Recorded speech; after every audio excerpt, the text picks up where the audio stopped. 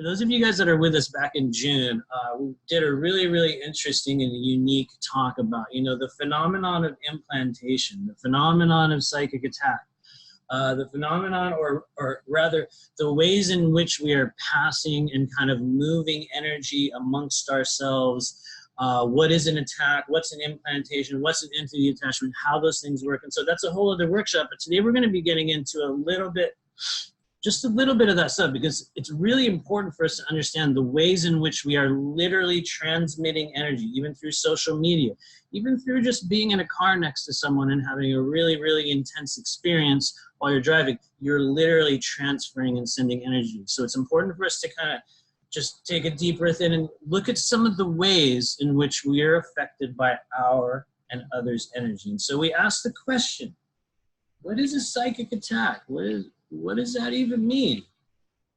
How does that work? And so some of you guys, remember Einstein and, his spooky action at a distance statement. And I believe what he was describing is the phenomenon of quantum entanglement or quantum, interaction, in which one particle is inevitably experiences, the impact of another one, and that two things are joined beyond any, distance in space and time, and that there is an effect. Energy is transferred instantaneously. And so whether it's emotional energy, whether it's negative energy, whether it's, positive energy of love, wherever it is right now, as we're moving into fourth density, we're literally like these vibrating plates of energetic bubbles and seals and wheels turning around our body. And it's important for us to be aware of how we send and receive energy from others.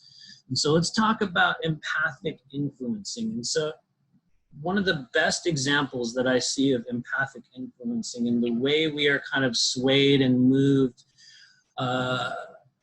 really through mainstream media, and the ways in which they will kind of launch, a false flag, quote unquote, and we're not going to go into the politics of that, but just as an example of energy harvesting and empathic influencing, we are all completely aware of the ways in which bad news or difficult emotions or even polarizing kind of rageful emotions can be spread in an environment, in a public setting, over television, over social media. And what that is an example of empathic influencing.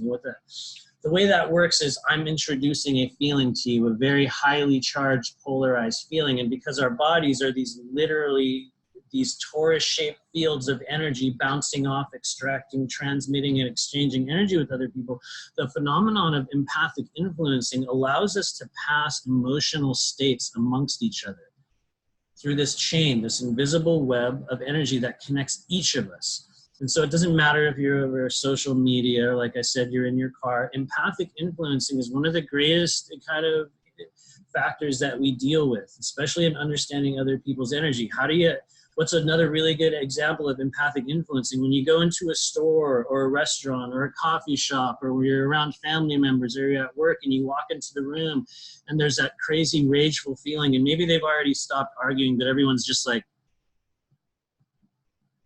and you feel that tension, you feel that craziness, you feel whatever it is, and maybe you don't react to it in the moment, but a few minutes later, you'll be walking down the street and you'll begin to kind of ooze or allow or feel or think or, let that energy in. And so empathic influencing, as some of you guys have seen this sort of image on Facebook where it shows like the two people and one's carrying this difficult energy and it transfers over into that other person's auric field. That's an example of empathic influencing. Yet specifically what we're talking about with empathic influencing is the ways in which emotions are passed amongst large group of people. It's important to be aware of that. Just like with etheric implantation, and granted, this is a whole other lecture altogether, but it's an absolutely real phenomenon in which we can literally be implanted with pieces of etheric technology, also emotions, also trauma, also holographic trauma that's not native to your body or your life, can literally be placed in your energy field. And so these are just things that we need to be aware of. Etheric implantation is an absolute factor.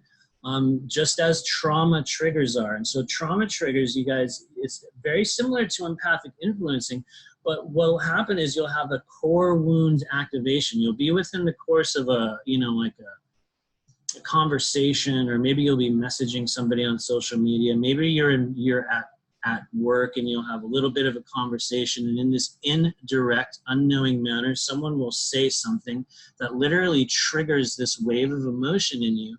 And you'll sit there maybe for hours or days mulling over, playing that tape, rolling around in the difficult emotions of that. That's a trauma trigger, or a very kind of, lower or surface level example of how that works. We are being constantly assaulted by other people's traumas. And so that's why we bring into mind the concept of energetic pH balance. And so we might be going on a little bit of a tangent here with respect to how these things work, but there is an energetic and emotional pH balance in the human body. And as we generate awareness of the multidimensionality within us, we begin to understand a couple different places in the body. Especially when we talk about pH balance or energy pH balance, we talk about the heart chakra. If it's a meridian, we talk about our pericardium meridian. We talk about the upper chakras and the level to which they can hold heavy metal toxicity, environmental frequencies, frequencies from cell phones, maybe chemtrails, or rather cell phone towers, environmental toxins, heavy metal stuff, difficult polarized frequencies. Your energetic pH balance is the accumulation of whatever frequency of energy surrounds your body. And for a lot of us, I should say nearly all of us, the most intense transmitting area of energy on our body right now is the heart center, right in the center of your chest. It's a literal magnet. And so when we talk about pH balance in the body, or energetic pH balance, you can imagine this field in front of your chest like a magnet. For some people, the magnet's pushing, others, the magnet's pulling in.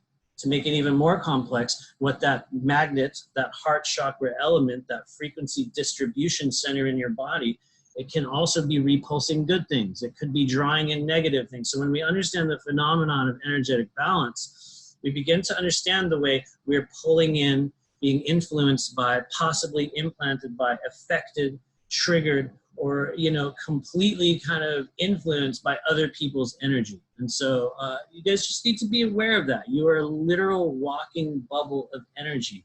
And when you generate awareness, shielding, and understanding of what's happening and the way you're affecting other people, it is literally possible to bring yourself to a state in which you are untouchable.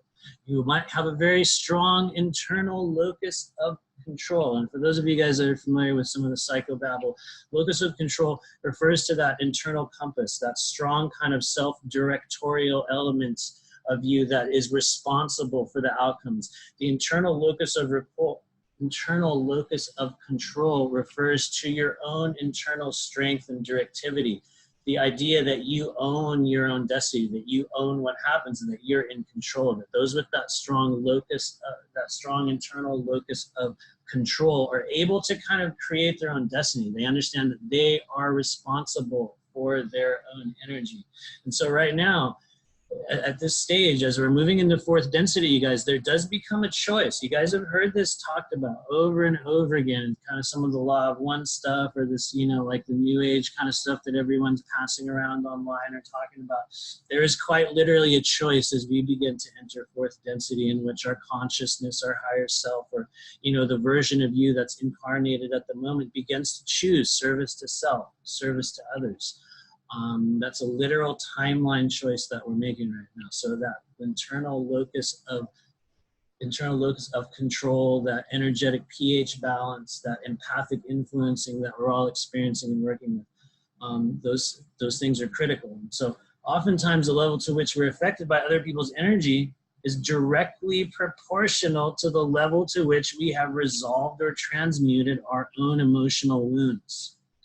Dead energy, trapped emotion, or other types of miasma, another form or another word for dead energy. Some people, even visually perceive this within the energy body as black spots or black clouds. The other types of miasma can create an environment, that essentially attracts and exacerbates negative energetic interactions, causing a repeating loop of psychic or energetic attack from a variety of sources. And so we'll be talking about a couple of the areas on the body in which those things can affect us, are the ways in which they affect us. Some of the ways in which, our own emotional wounds, dead energy, or trapped emotion can circulate through the body and affect ourselves, or our emotions rather. But we're we're going to kind of move on. I would say if you take anything from this at this stage, understand that you are being affected by other people's energy and that you have the ability to affect other people's energy. But at this stage of the game, we need to be aware of our own emotions and our own wounds, because those are the things that actually attract. They allow whatever that difficult frequency is, it has to have a foothold or something to grab onto. So if we're able to go through a process of self-healing, which we're also going to be doing here today, you decrease that appetizing frequency. So